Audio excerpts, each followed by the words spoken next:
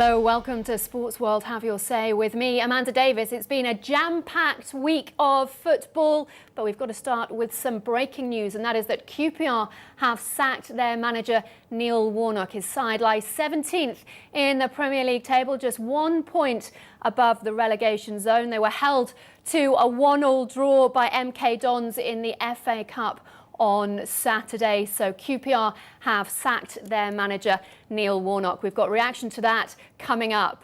And red is the colour as Wayne Rooney hits back to help Manchester United to victory over City in the FA Cup. It's back to the future as a familiar face comes out of retirement. Is Paul Scholes the answer to Sir Alex Ferguson's problems? Newcastle have said goodbye to Demba Ba, who'll be the Premier League winners and losers in the Africa Cup of Nations. The only way to be happy when I come back is to go as far as possible and try to win the title there. Saint or sinner, what do you make of the Liverpool reaction to the Luis Suarez racism row?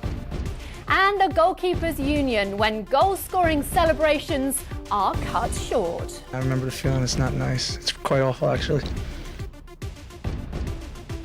Well, Paul Scholes and Manchester United have been the most talked about topics on our Facebook site this week. Don't forget to join in the conversation and have your say, particularly on that breaking news from the last 15 minutes or so that QPR have sacked their manager, Neil Warnock. Our Facebook site, as ever, facebook.com/sportsworld have your say, or why not get in touch via Twitter using the hashtag SWHYS, or maybe even use the old school way. Give us a call on the usual number at the bottom of your screen there. Well, we have got, after all the discussions this week about goal-scoring goalkeepers, we have one of the finest with us. Welcome along to Jimmy Glass, a keeper who famously turned poacher in 1999 to keep Carlisle in the Football League. He is waiting to talk to you, as am I. But before we kick things off, let's get a summary of the latest news. You're watching Sports World Have Your Say. We're going to be reacting to the tie of the FA Cup third round, the Manchester derby, in a moment. But we've got to start today with the breaking news in the last half an hour that QPR have sacked their manager, Neil Warnock. They have released a statement in the last few moments which says Warnock joined the club in March 2010, overseeing 84 matches in charge, winning 33, drawing 27 and losing 24. Last season, he successfully guided the club back to the Premier League for the first time in 15 years. The board's commitment to retaining our Premier League status ultimately led to this decision. That is the QPR website, which has the statement that has been released in the last couple of moments, saying that Queen's Park Rangers Football Club has today, Sunday the 8th of January, parted company with manager Neil Warnock. Well, I have Jimmy Glass joining me this week, a former goalkeeper. Ronald, a Liverpool fan from Nairobi, is with us, as is Tatiana, a Manchester United fan based in LA. Jimmy, what do you make of this news? How surprised are you?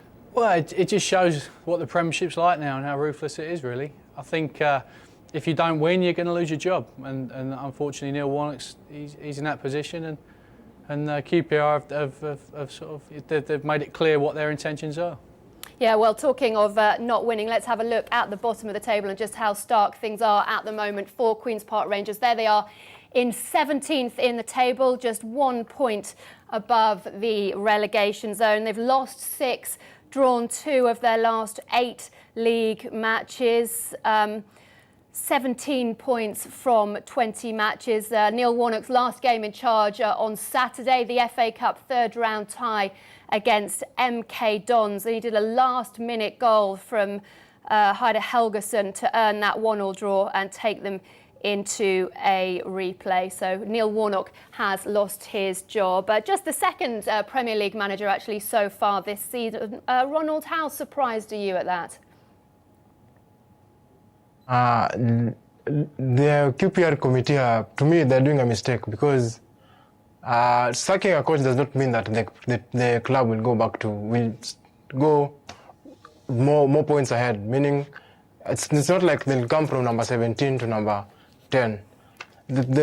Chelsea has been doing that for so many seasons now. and they're still trying to go back to the prestigious Chelsea when they had Mourinho as their manager. Real Madrid has also tried doing the same.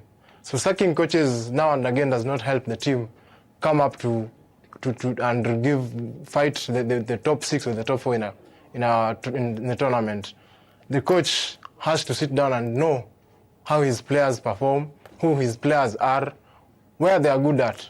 Then he can establish his own team. The QPR manager just joined the team last year, 2010. At least the committee would have given him more time to be with the team so that he could understand his players better and come up with a strategy to show a strategy that will help his team perform better in the second half of this season. Yeah, certainly we in the media will be upset to see him go. Tatiana, how upset are you about it? Oh, I'm really shocked, actually. I always rated him highly as a manager, and I thought QPR actually has, they got some great games. They got some great results from some really strong sides, but that's just how the Premier League is now. A lot of managers just, have trouble keeping their jobs. Yeah, Bradley Tom has posted on Twitter using the hashtag SWHYS saying Warnock being fired from QPR didn't think he was doing that bad of a job. Legend Wilson says chairman hasn't a clue. What's he doing? Bye-bye QPR. Back to the lower leagues you go. And Jimmy, I suppose Neil Warnock's position was in doubt when Tony Fernandes took over. But why do you think they've made the decision now? I just think everyone who gets into the Premiership, that's where they want to stay, and that's what they've said in their release, really. It's such big money being in the Premiership. They've obviously got high hopes for the club, and the new guy coming in, he wants to get things in position. And I think, it's up to a new manager now to come in to look at what QPR got in place and try and do better. Whether someone will or not, we'll have to see. Well, Celtic Sue 67 actually has tweeted, who on earth are QPR going to get in? Who can do better than Neil Warnock? Do you think anybody could do better, and who would you suggest? Do you know what? The managerial merry-go-round in football, is anyone's guess. The guy could have had someone in mind when he took over. I wouldn't like to speculate who they'd bring in. Neil Warnock's a fantastic manager. He's had great success at clubs he's been at. He did wonders for QPR. I think whoever comes in, it puts them under immediate pressure because it just shows QPR's intentions at staying in a Premiership. And if they don't start winning straight away and make things happen, you wonder for the next person coming in as well. Well, let's welcome Desmond to the conversation, a Liverpool fan. Where do you think Neil Warnock went wrong, Desmond? Well, I'm not actually too sure he's gone wrong at all, to be honest with you. I think he's really a centre-back and a striker away from being a mid-table or more side, and I think it's been very unfortunate for him, and I think he's been treated quite shoddily, actually, by the QPR board. Should have been more support for him and let him at least go into the transfer window and sort out some of the issues that were there. Well, you mentioned the spending. He spent a lot of money in the closed season. How much of an impact do you think that's had on the decision now? Well, I think the money that he spent in the close season have stopped them from being rooted bottom of the table. The first game, they lost 6-0 to Bolton, so you have to be able to manage what he's actually done in a very competitive and tough Premier League. What he's been able to do is actually keep them afloat and keep them in a distance of the mid-table teams. He was probably 1 or 2 signings away from having them solid in the mid-table positions, and I think that they've been very hasty with their decision. Well, one thing Tony Fernandes has said is that they do have money to spend. Tatiana, do you think bringing in new players in the next month will see QPR rise up the table? I mean, it definitely depends on who they buy. As we all know, it's really tough to get the right player in January and then to make sure that they really fit well in with the squad. It depends, possibly, though. Steve Millwood has tweeted using the hashtag SWHYS, says, I don't care if we get Jose Mourinho. Neil Warnock has done so much for this football club. No way does he deserve to be sacked. Andy Holsworth echoes a similar line. Neil Warnock has been sacked. Are QPR insane? He's a great manager. And Arend Tut says, oh, Tony Fernandes, you were doing so well. Why would you sack Neil Warnock? Not even a chance to turn things around. And I suppose that's the concern now for Tony Fernandes. He was so popular and he sacked a manager that was so popular. Will this be a turn in the tide, maybe, Jimmy? What do you think? Well, it was interesting that the person made the comment, you know, even if you can have Jose Mourinho, I think if anyone can have Jose Mourinho, I think any manager would watch their job at the moment. But, you know, QPR, it's a tough league, the Premiership. You know, I've watched them a couple of times this season. You know, they're doing okay, but, you know, they're struggling at some quite important things. Maybe it's time for a change. If they've got one chance of staying in the Premiership, then maybe the chairman's made the right decision. The truth is, we'll only find out. You know, I think the fans will be upset because he is a favourite, Warnock. You know, anyone that takes you into the Premiership, you know, will be a fan's favourite. But, you know, these chairmen make decisions and let's see if he's made the right one. Well, it has to be said, some of the names, or one of the names being bandied around to replace Neil Warnock is Mark Hughes. What would you think about that if you're a QPR fan? Do you think Mark Hughes is the person to come in to help you out at Loftus Road? That is the breaking news from the last couple of minutes here on Sports World Have Your Say. Neil Warnock has left QPR. We will be back in just a couple of minutes here on Sports World Have Your Say.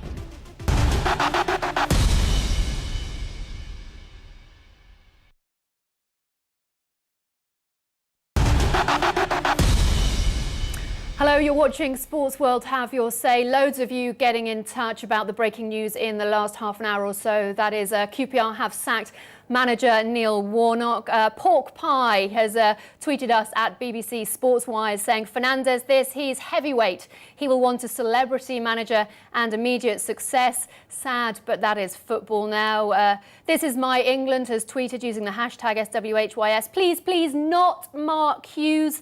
The man who quit Fulham is not big enough for his ambitions. And who else have we got here? Maccabi says QPR was never a Premier League contender, so firing a coach, what good will that do?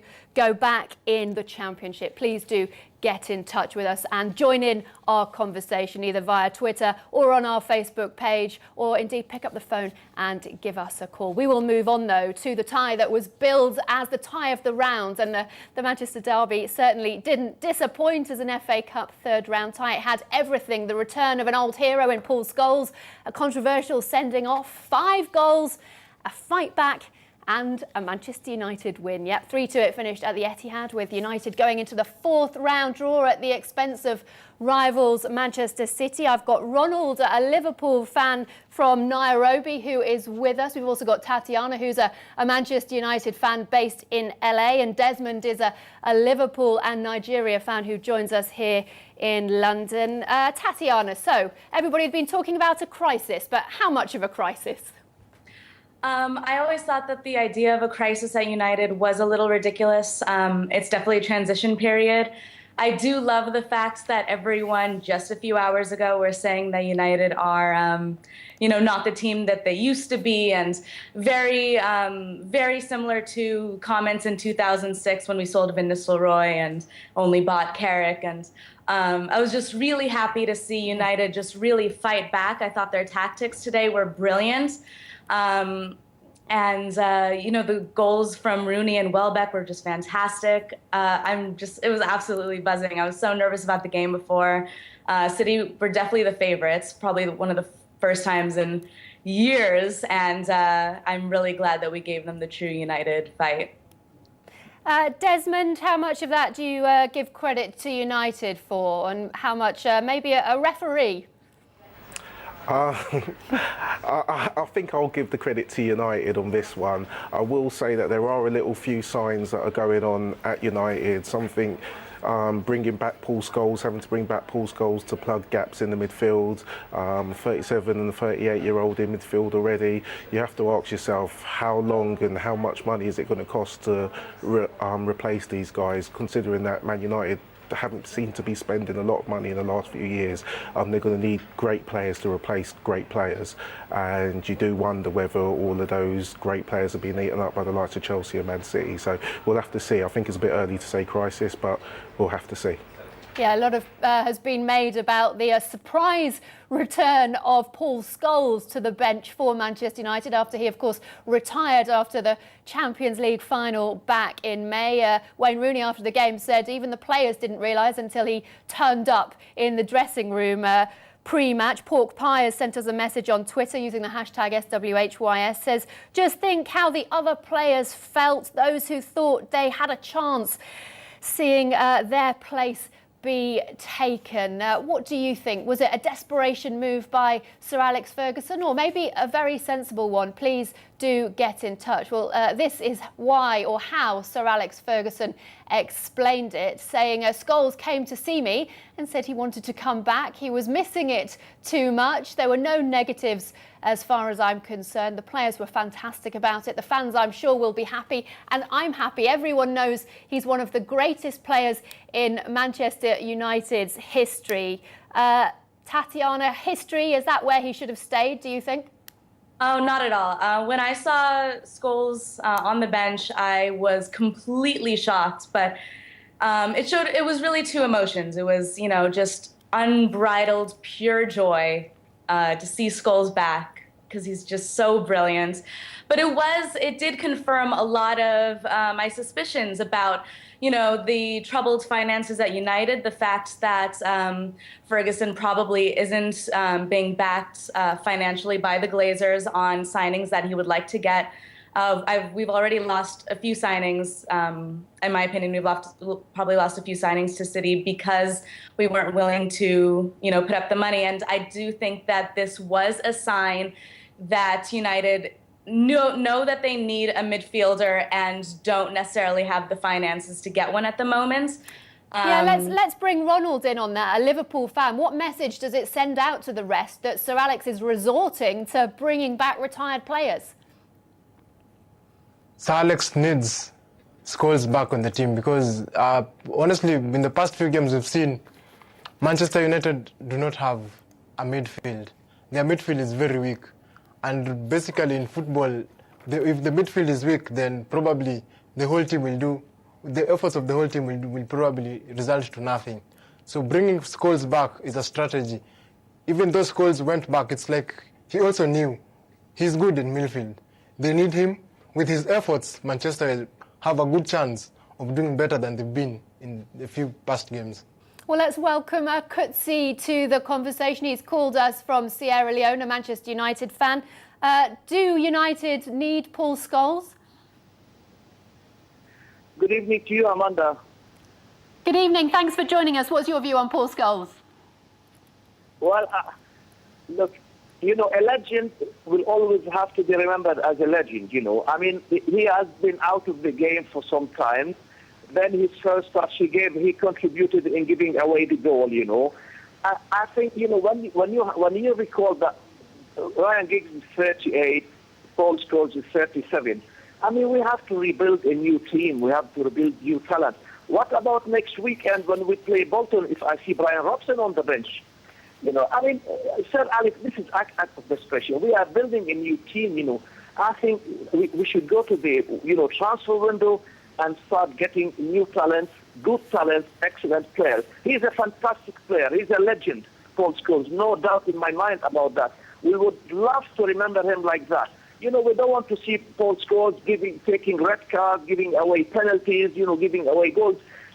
Definitely, no matter how great he is, he hasn't got the same pace. He has got the emotion for the game. No doubt in my mind, he's got the passion for Manchester United in particular. But at the end of the day, even the greatest player in the world, they will get slower. You understand me? They will, run out of steam, run out of pace. But they will never run out of passion for the game. No doubt in my mind, But I think Sir Alex possibly, if he thinks that he is a replacement for Schneider, I think Sir Alex miscalculated. No doubt in my mind. I'm not talking about this Schneider or Schneider. I'm talking about a very good midfielder. But if we are saying this is my replacement or this is my alternative for Schneider, no doubt in my mind, I think he is miscalculated. And the other thing, we won the first tie against Man City. It doesn't mean that we won the FA Cup. The next tie is away to Liverpool. But the only thing United want today is that they got some confidence back in themselves, and that's most important. Kutsi, thanks ever so much for getting in touch with us. It was a very interesting point you made there about where United are getting their players from. Madcap Loves has messaged us on Facebook saying, what's happened to the academy and the youth system Man United once had? Gavin Bailey on Facebook points to the same point. United and Fergie are getting desperate now. They need an old man to patch up the cracks. What do you think about that, Tatiana, and the lack of United's youth policy that once was so great? Actually, yeah, I did want to say something about that. I mean, Paul Scholes did have something to do with City's second goal, but a lot of people don't realize that Scholes actually made 71 passes and a 97% accuracy rate, and 71 passes was more than any of the City players had made all game. So I wouldn't say that necessarily Scholes is an old man and, has, passed his time, because I definitely think there's a lot in there. I think the strategy makes sense because, it's really hard to sign players January season. You have to be willing to put up a lot of money, and a lot of foreign players, have trouble getting into the Premier League right in the middle of the season. And so the strategy makes sense to me.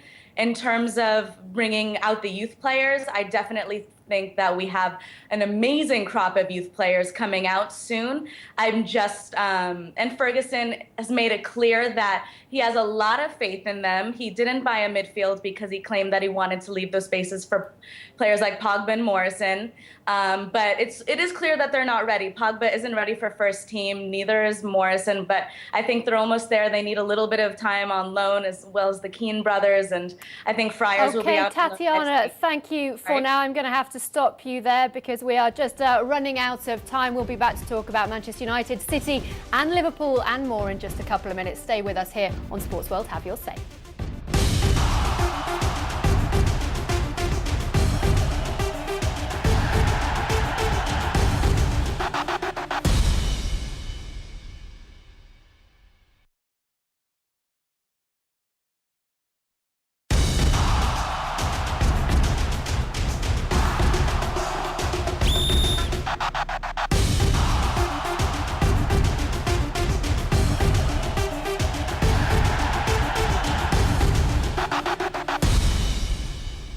Hello, you're watching Sports World. Have your say with me, Amanda Davies. The breaking news in the last half an hour that Queen's Park Rangers have sacked their manager, Neil Warnock. They are just a point above the relegation zone, sit 17th in the table after 20 games. Lots of you getting in touch with us via Twitter and Facebook.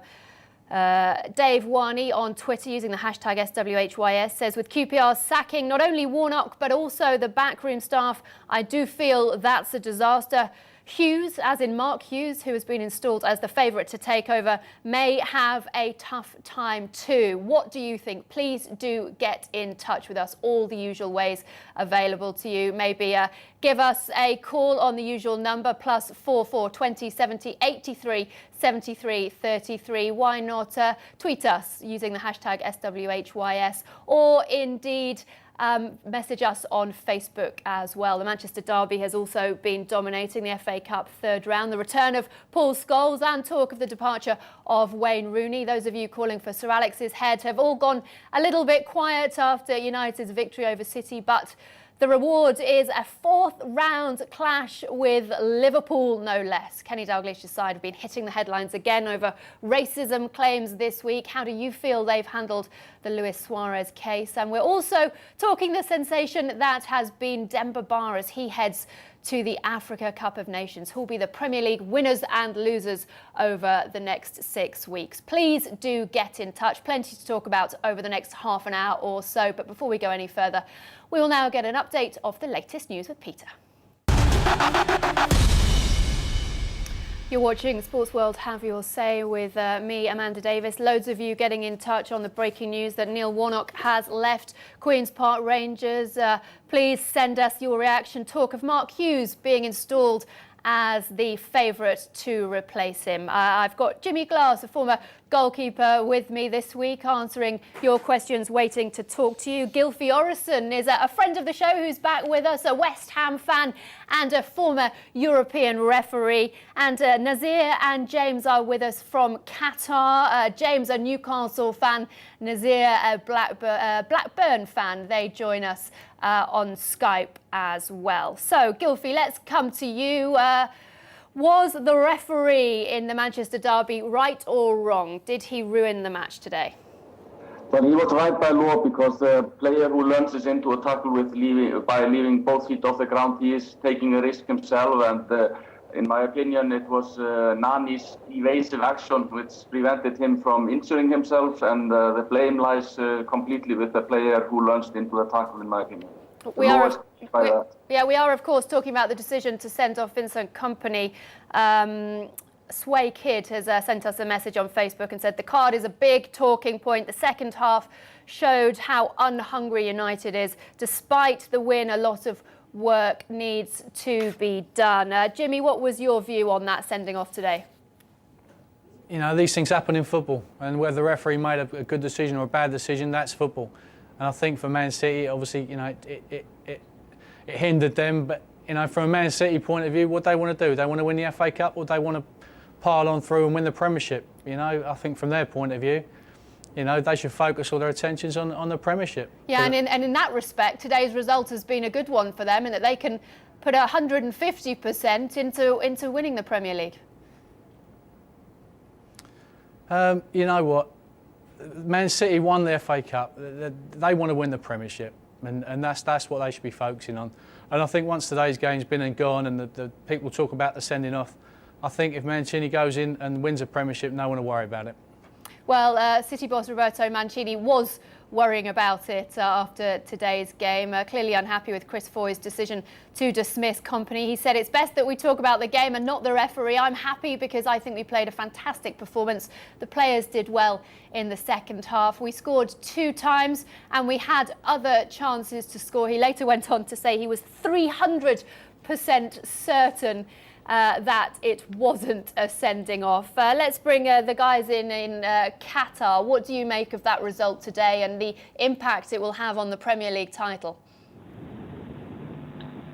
Well, as Jimmy says, the way it's clear now for Man United is to say for Man City now to win that title. There's nothing should get in the way now. There's no Champions League, no FA Cup now. I think Man City is going to go all the way. I can't see anything stopping them. Apart from maybe Tottenham. They're playing very well at the moment. I don't think that the FA Cup is a distraction. I think every game that a team plays, they should go out to win. And I think Manchester City deep down will actually feel, you know, that they could have done better. You couldn't be sending off. That was unfortunate. I still don't think Manchester United are quite there. It helped the fact that they're against 10 men. But I think every game that a manager puts his team out for is out there to win. Now they've got less distraction. Nasir, I'm really sorry. I'm going to have to jump in there just because we're slightly struggling to understand what you're saying. The line's not great. But James, I'm presuming that was you speaking first because of your accent, and I can see quite a good stripy black and white outfit there. I don't know whether you just want to stand up and give us a little twirl. It's quite special, I think. Yes, sure. Oh, it's given up on us, sadly. That is a spectacular Newcastle black and white robe from James there, living in Qatar. Not to worry, we will move on, I think. Quite some interesting results, actually, today in the FA Cup. Chelsea won through. They beat Portsmouth, and they're going to square up to the winners of MK Dons and QPR. Sunderland were winners as well. They've got a tasty North East derby against Middlesbrough to look forward to. West Brom Norwich is another one of the 4th round ties. Arsenal Leeds against Aston Villa, another couple of potential all Premier League ties. Manchester United's reward for their victory over City today, a small matter of a tie against Liverpool, which promises to be pretty special. Jimmy, what do you make of that as a 4th round draw? Well, it's obviously with all the recent goings on between Man United and Liverpool. It adds a bit more spice to it. I think it's going to be a great game. I think, obviously, Man United are a team that are, for me, the word crisis doesn't really apply to Man United. When you're sitting second in the Premiership, although they might not be the flowing, wonderful team they have been in the past, they're obviously winning games. And I think they proved that today. And Liverpool as well. They're having a good season. And I think that it's a tie that we can all sit back and enjoy when it comes. Yeah, well, Newcastle, we've just briefly spoken to James, a Newcastle fan. They were drawn against the winners of the Wrexham-Brighton replay in the next round of the FA Cup. Those games, incidentally, to be played weekend of January the 28th. But they're going to have to make do without their top scorer, Newcastle, and the Barclays Premier League Player of the Month for December. That is, of course, Demba Ba. He's off to the Africa Cup of Nations with Senegal. Gylfi, how impressed have you been with Demba Ba and his impact? Of course, signed for Newcastle from your team, West Ham. Yeah, well, actually, I saw him play last year, and I knew he had it in him, and I knew he wanted to stay in the Premiership, and he has turned out to be just as good a player as I expected him to be. And Alan Pardew, being a former West Ham man himself, he would be the first one to realise that he had a bargain. So you think there's more bigger and better things to come from him? It's not just a flash in the pan and a decent run of form? No, to be sure, you can see the way he plays. He plays sometimes the role of the lone striker, and the way he keeps the ball up to wait for the support from his teammates. And he's been absolutely fantastic for Newcastle, and good luck for them. Well, we can bring in Sue Smith, the England Ladies International and friend of the show, with us. Welcome along, Sue. What have you made of Demba Ba this season so far? Oh, he's been absolutely amazing. I've watched him a little bit at West Ham, and I know he was top goal scorer. I think he only played half a season and he was top goal scorer. So he's always shown that he can score goals, but it was like, can he do the other parts of his game? And this season he's just improved immensely. He's creating goals, he's making things happen. He's running past fantastic defenders with ease. And for me, he's been the signing of the season so far. They got him on a free. So I obviously think that the manager's definitely got something to do with it, because he's so confident, he's playing freely, and just looks like he's really, really enjoying his football. And I think Newcastle are going to really, really miss him.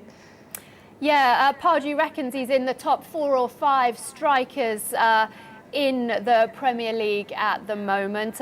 Ewan Armstrong-Bridges has posted a message on Facebook saying Demba will be a massive loss for us. He is, of course, off to the Africa Cup of Nations, but Hassan Ben Arfa is showing he deserves to start games and not sit on the bench, and hopefully he'll be able to service Shola, Leon and Sammy so they can keep scoring for us while we're a couple of men down. But this is what Demba Ba has had to say after the Newcastle victory over Manchester United last week about his trip to the Africa Cup of Nations. I leave bit sad because when you see that what we're doing so far this season, it's unbelievable and unpredictable. And now I just go, and the only way to be happy when I come back is to go as far as possible and try to win the title there. Sue, how big a loss will Demba Ba be to Newcastle? Oh, he will be a massive loss. I think that's the problem. I think obviously the bigger teams that are losing players, it's not going to have so much of an effect. But I think Newcastle, I know they were saying there's Amiobi and there's Best that can come in, and they have got good players. But I just think a player of his stature and the way that he's playing at the minute, I think he will be a really, really big loss. And he also, just his presence on the pitch, you can see confidence is just going amongst the players. And so I think they're going to struggle. To be honest, I think somebody's going to have to step up to the mark that he's left, and that will be tough. And when he gets back from the African Cup of Nations, will he be sort of still firing? Will he have a little knock? Will he be tired? And I think all those things are going to be going through Pardew's mind. Obviously, he doesn't want to stop him going, but you want him to come back the player that he is at the minute. Yeah, it's a big issue about how the players will come back from the Africa Cup of Nations. It's not just them playing the tournament, it's the impact of them playing the tournament. It'll be very interesting to see the impact across the Premier League. Nelson Chikwendu on Facebook has said Manchester City will feel the greatest loss of African players, as can be vividly seen in their loss to rivals Manchester United. That's from Abuja in Nigeria. What do you think? Please do get in touch with us. Send us a message on Facebook or on Twitter, or give us a call. We'll be back in just a couple of minutes.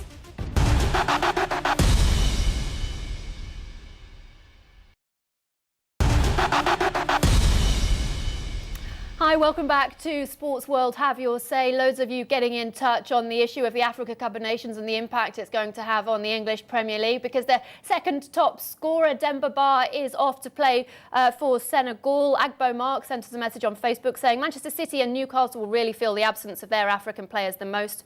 In Arsenal, we miss Gervinho. Thank God Song remains with us. Amibi Ayebani says Manchester City will suffer more losses until Yaya Toure returns.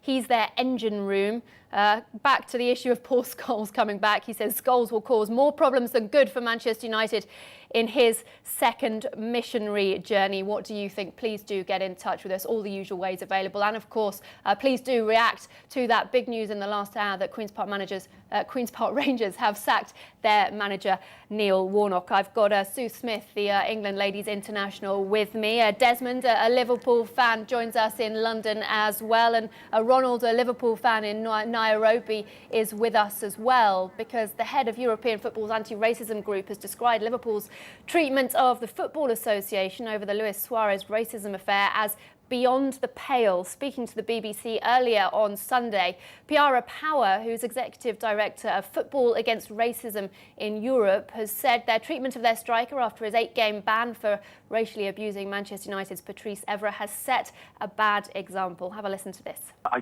think I unquestionably would think that the FA should level charges of bringing the game in disrepute against Liverpool, against Kenny Dalglish. If you look at the comments that Dalglish has been making, if you look at the way that Liverpool have sought to present what they see as an injustice here, I think that's part of the problem for me that led to the problems on Friday night. That the environment now at Anfield is so driven in terms of the paranoia that some fans are feeling, the expressions of injustice that Liverpool have been expressing over the last few weeks, that I wasn't surprised that a mindless fan abuses a black player, because that's part of what's been going on here. Well, that was Piara Power. There's also now, of course, an investigation going in after an incident in Liverpool's game on Friday in the FA Cup against Oldham, where one of their supporters allegedly abused Oldham player Tom Adeyemi from the stands. Let's throw this open to you guys, two Liverpool fans, Desmond and Ronald. Ronald, are you disappointed with the way Liverpool have dealt with this whole issue? Personally, I'm not disappointed, because I believe that is how Liverpool should behave. Suarez is one of them. Suarez is part of the Liverpool family. If your family disowns you, how will you get confident to fight back at the world? Probably he was on the wrong, but the family has to give him support in this hard time he's going through. So the coach did something very right to go in and lobby for Suarez. Same to the team. Suarez is a big investment in Liverpool. Without him, we saw what impact he came with to Liverpool the day he was signed. He brought positive attitudes. Liverpool got life again. Today they play very good football. But with him there. By supporting a player who has been found guilty of racially abusing another player, aren't you condoning racism in football? Yeah, okay, to some extent, yeah, I'm condoning racism, but he is one of us. We can't just disown him because of the racial needs he gave to Suarez. It was wrong. Whatever he did was wrong. But if today, if we disown him now, how will he come back and give us the services we need from him? Desmond, we have to show him support. Desmond, do you want to come in there? There's the thing that Suarez has been found guilty of doing. By any stretch of the imagination, using that word in the context of an argument with a person of colour would normally be seen as racially aggravating. It's just the way it is. But aside from that is the way that Liverpool have handled it, which I, as a long-term Liverpool fan for over 30 years now, to be honest, I'm horrified by it, really. I find that it's been aggressive, they've militarised Liverpool fans on the topic that is so sensitive, and it's got the propensity to spiral out of control, and it often does. It always does. That's how race works. That's why it's protected so stringently. And what Liverpool have done is militarise people, and people have attached their car onto this train, and these people are not people that you would want to associate with Liverpool Football Club. And it's worrying that someone would go to the cop and feel comfortable in that environment to say the things that he has said, and then have the Liverpool football crowd chanting the Luis Suarez song at a young 20-year-old kid who's in the biggest game of his life. I think it's horrible that Liverpool have taken this route and have, tacitly stirred this kind of behaviour or this kind of feeling up. I think it's horrible. Yeah, I have to completely agree. I think Kenny Dalglish and Liverpool Football Club could have just knocked it on the head. They could have come out and said that was completely the wrong thing to say. Liverpool have zero tolerance towards racism, and I think it would have just stopped it. But instead, Suarez did an apology that for me wasn't very sincere. He apologised to people that took offence. He didn't apologise to everybody and apologised to Evra, which he should have done. And I just think it's escalated now. And like it was mentioned, for one of the fans, I know it was only one fan, but to come out and start, racially abusing the young fullback at Oldham, I think it's disgraceful. But I do think Liverpool and Kenny Dalglish could have stopped it a lot earlier, and I think that would have probably stopped the whole escalation. It's gone worse and worse, and it's just not right. It's interesting, the Dalglish side of it. Peter and Pandy has got in touch with us from Zambia on Facebook and says the club should now suspend Dalglish for leading the utterly ill-advised protest and allowing his misguided players to openly show solidarity with Suarez. What do you think about that, Sue? Yeah, well, I can understand their point. I think I've got a lot of respect for Kenny Dalglish as a player, as a manager, but I think he's completely dealt with this wrong. And, I think he'll look back in a few years' time and think, maybe I should have done that slightly differently, because he could have stopped it. I really believe he could have stopped it. To make the players wear T-shirts in support, it's like he's supporting racism. And I understand he wants to protect this player, but if your player is doing something so wrong, then you have to bring him out. You have to sort of make him apologise, make him do the right thing. And I don't feel that they've done that. Well, blogger Toby Nicol has written the real loser here isn't the suspended Suarez, but one of the great clubs of European football, Liverpool FC. Suarez will be gone from Liverpool within a few years, but the damage to the club will linger longer, much longer. Ronald, how damaged have Liverpool been? I think we've lost Ronald, sadly. Desmond, let's bring you in. Worldwide, how damaged do you think Liverpool have been by this? Well, I would hate to be at the table in negotiation for the next sponsorship deals. I mean, you look at Liverpool and you look at an institution that was, that has been identified with fairness and injustice and doing things in the right way. You see the way that they've dealt with this issue, in particular targeting Patrice Evra via the media, but not via the legal routes that they had in the whole situation. They've targeted Patrice Evra, which is more or less the same thing that the Sun has done to Liverpool by targeting through things that we perceive to be lies, and they've taken that same tactic.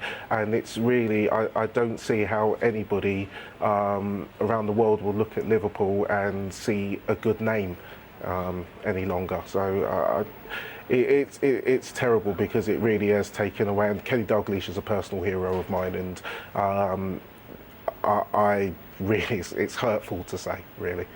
Do you think somebody behind the scenes should have done more to maybe keep Kenny Dalglish in check? Jimmy's with us, I think. Jimmy, do you want to answer that? Yeah, I think the problem they've got is with Dalglish is you're either going to appeal the decision of the FA, or you're going to just keep your mouth closed and get on with it and take what comes. And I think the FA were quite clear. I'm not a great lover of the FA, but I think they were quite clear that they interviewed both people and they believe Patrice Evra. And you're either going to appeal that or you're not. And if you're not going to appeal it, then you just get on with it. Your player serves his ban, and the club comes out unscathed. I think Okay, it's a bad Jimmy, I'm decision. going to have to cut you off there, I'm afraid, because we've run out of time. Loads to get into the last hour or so, but we'll be back to do it all again next week here on Sports World. Have your say. Thanks for taking part. Goodbye.